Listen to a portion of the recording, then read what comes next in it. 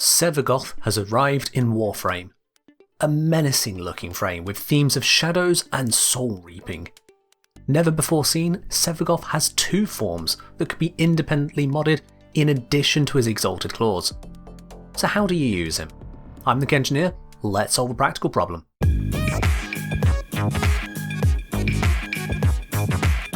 First, I'll give you a brief rundown on his abilities, then we can dive into 3 builds to make good on his kit. Sevagoth's main form has 3 core abilities, and his 4th allows him to transform into the shadow form. Those core abilities are Reap, sending out a shadow form to damage enemies and weaken their defences, so inflicting ongoing true damage in an AoE, and Gloom, a growing aura that slows enemies and gives allies lifesteal. Killing enemies which are affected by Sow or Reap will charge up the death well, as will enemies being affected continuously by Gloom. When there is enough charge in the death well, you gain the ability to shift into shadow form. This changes the abilities you have access to as well as shifting your form. The new first ability is Embrace, which pulls in a cone of enemies and suspends them in the air. Consume performs a forward dash, dealing damage to enemies along the path with lifesteal on the damage to heal you back up. And the third ability is Death's Harvest, which makes enemies within range take more damage for the duration. Shadow Form's 4th ability is of course the means to transform back into the main form on demand. Sevagoth also has a passive which is not unlike Inaras's. When Sevagoth dies in his main form, his shadow form is unleashed for a short period of time. During this time you can move, heavy melee attack, or cast a special type of Consume, which is a guaranteed kill on non-boss enemies. When you kill 5 enemies this way before you bleed out, you self-revive for free. In this state, if you die in shadow form before you manage to get those 5 kills or let the timer run out, you die. If you're in shadow form normally, rather than being in a down state, then if the shadow form perishes, you are simply returned to your main body. Now Sevagoth has precious little tank. He has lower effective hit points than even Banshee, that is when he's got no mods equipped, owing to having a marginally higher armour but lower shield pool. While he has access to a second form and the ability to self-revive, the main form is overall very squishy. Thankfully, the shadow form is not so vulnerable, trading out half the base shields for over 4 times the armour. Still, with Steel Fibre and Vitality, that's only 3000 effective hit points. For reference, an entirely unmodded Nezha gets more than that just by pressing 3. So do not mistake Sevagoth for a tanky frame, because they most certainly are not one. With that introduction to the frame out of the way, let's have a look at some builds then. The first one is a mini nuke build. Sevagoth's 2 sows enemies with moderate damage over time, whilst his 1 deals direct damage and makes them vulnerable to more damage if they survive. However, using his 2 then the 1 creates a mini nuke, as each enemy with your 2 abilities sewed into them explodes when you reap them with the 1. This explosion is a mix of radiation and blast damage, scaling off the target's hit points, and it seems to be mostly radiation in that damage. This means it has a reduced effectiveness against armoured units, especially ferrite ones like most Grineer, but most of everyone else do not survive against this combo. Certainly Star Chart tier enemies have no chance against this combination. With this build, you can get a good range and good damage in, with minimal energy issues. Just be mindful of your low survivability. If you have a lot of energy incoming, such as stacking on Xenoric or an ally boosting you, you may choose to swap out instead like this to gain some more strength and survivability. Do be aware that your 2 cannot be recast if an enemy is still alive under its effects, so seek out the survivors and annihilate them. The next build is a support build. Sevagoth's 3rd ability, Gloom, slows enemies and allows for lifesteal. This is especially great for melee, doubly those who normally use Healing Return, as you simply don't need it with this ability active.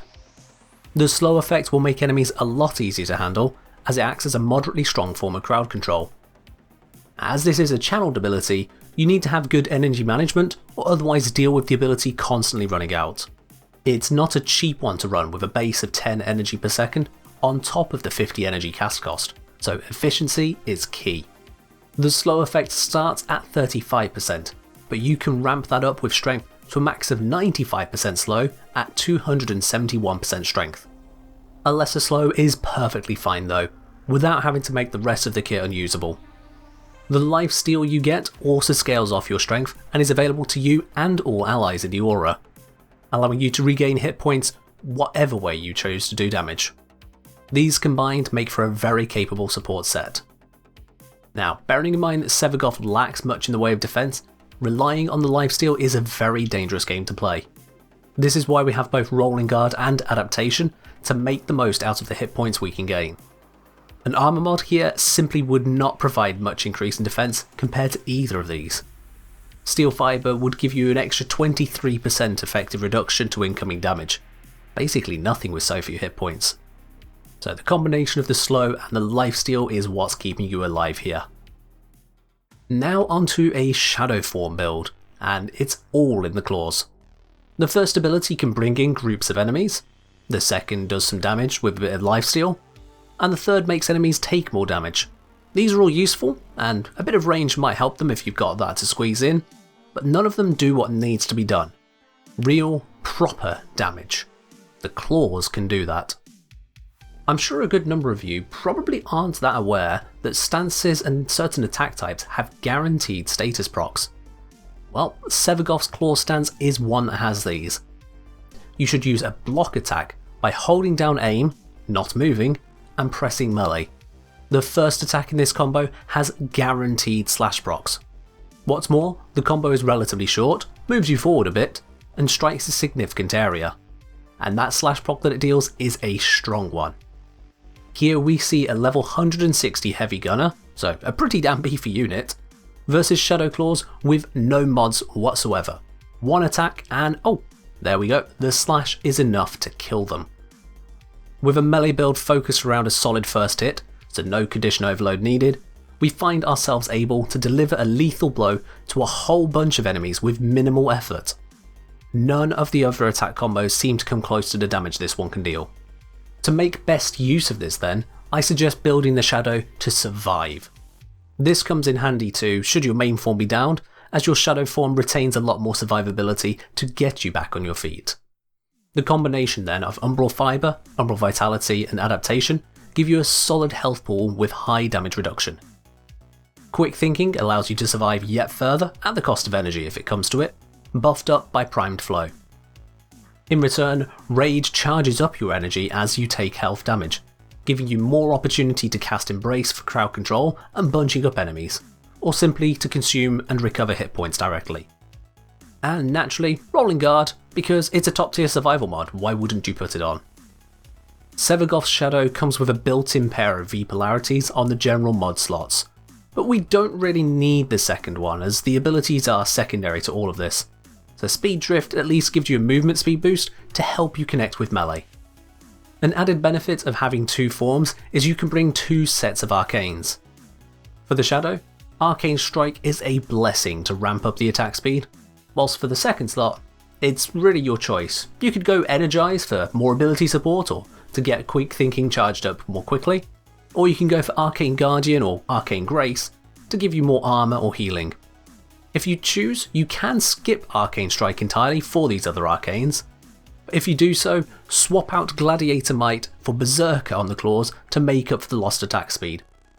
With this all going on, you can still utilise Energize freely on the main form, and your choice of supporting extra through again things like Grace or Guardian. The last thing of note, Shadow Form's melee damage is scaled off the strength on the main form, not the Shadow Form. To this end, you can use any of the main form builds I've presented here and still have a solid claw build as they all use higher strength, and all of them can charge up the death well to unleash the Shadow Form. This means you can bring multiple playstyles in one frame. And there you have it, Sevagoth fully built and ready to reap the souls of those who oppose you. If you have found this video helpful, remember to like and subscribe, it's free and it helps the channel. And if you want to see more content live, catch me over on Twitch as well, at twitch.tv/thekengineer. But for now though, reap souls, be Shadow, and fight well, Tenno.